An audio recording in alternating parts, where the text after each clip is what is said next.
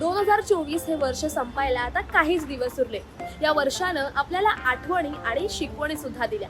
अशातच बॉलिवूड इंडस्ट्रीत मात्र लग्न सराईचे वारे वाहताना आपल्याला दिसले। तर आजच्या या व्हिडिओत आपण 2024 मध्ये कोणकोणत्या बॉलिवूड जोड्यांनी लग्न गाठ बांधली हे पाहणार आहोत। वर्षाची सुरुवात आमिर खानची मुलगी आयरा खान आणि नुपूर शिखरे यांच्या लग्नाने झाली। 3 जानेवारी 2024 रोजी त्यांनी नोंदणी पद्धतीने लग्न केलं आणि त्यानंतर 10 जानेवारी रोजी डेस्टिनेशन वेडिंग सुद्धा केलं। त्यांच्याच पाठोपाठ अभिनेत्री रकुलप्रीत सिंग आणि जॅकी भगदानी यांनी 21 फेब्रुवारी 2024 रोजी लग्न गाठ बांधली।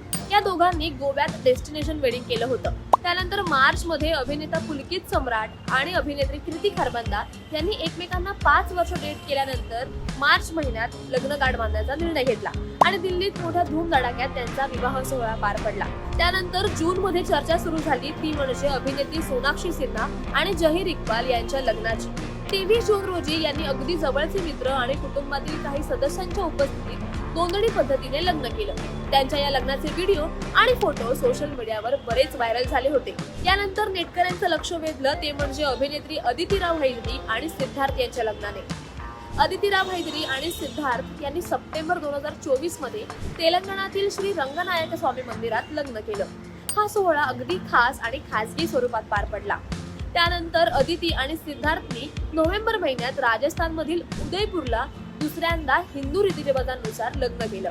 हिंदी सिनेसृष्टीबरोबरच दाक्षिणात्य सिनेसृष्टीत सुद्धा काही जोडप्यांनी लग्न गाठ बांधून आपल्या आयुष्यातील नव्या अध्यायाला सुरुवात केली।